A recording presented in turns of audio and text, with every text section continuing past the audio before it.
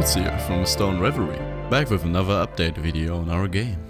We would be glad if you try a new character controller on your own. Link in the description below. Let's hop right into it. First, we implemented a cool look at IK, which makes the character more responsive to the position of your mouse. We also implemented a new crouch mechanic. It seems to be working pretty well, as you can see. We don't know just yet if we want to keep it in the final product, but we will keep you updated.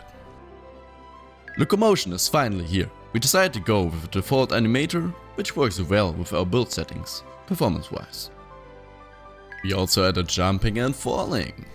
It also comes with a cool looking pelvis damping function. We replaced our grounder IK with final IK because, to be frank, it's the strongest solution when we could ever create, as a small studio with the little time we have at hand. The map you can see right now is procedurally generated using the Ultimate Terrains tool. Here's a small sneak peek of our test map. Because the tool got all we need, we can now easily create caves and trees and objects that we can create with a node-based setup. Since the tool has such an outstanding performance, we can only recommend it for your own projects if you plan on using a voxel-based terrain engine.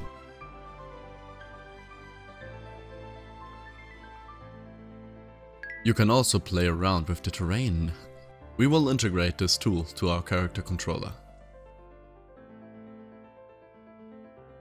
In our recent performance tests, we got around 30 to 45 FPS and a maximum load on the current map on our test device. We also added an active rectal system, which allows the character to properly collide with the environment. This will strengthen the illusion of a responsive character. We don't use a capsule collider, which allows for ground detection and collision checks to be removed. Now the character can also be highly responsive to obstacles in their way.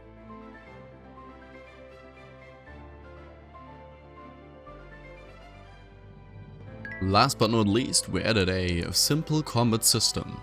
We were inspired by old school action RPG combat mechanics where the character moves directly to the target when pressing the attack key.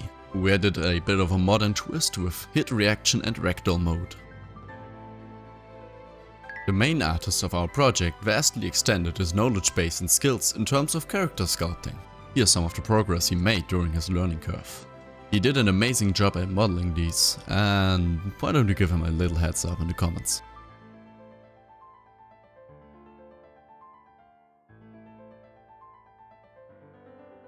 We came to the conclusion to not sell the character controller in the asset store. As we mentioned before, we have a little time at hand, and using third-party frameworks wouldn't allow us to sell the source code anymore. We also have some big news for you. We're moving away from our low poly look, introducing a high poly look for our game and character. On screen you can see some of our current progress on the new high poly character. It's currently in an early state and will probably change in the future. Hey, you made it all the way to the end of the video. Why don't you try out our character controller on your own game builds and tell us how it went? You can find the link down in the video description. Until next time.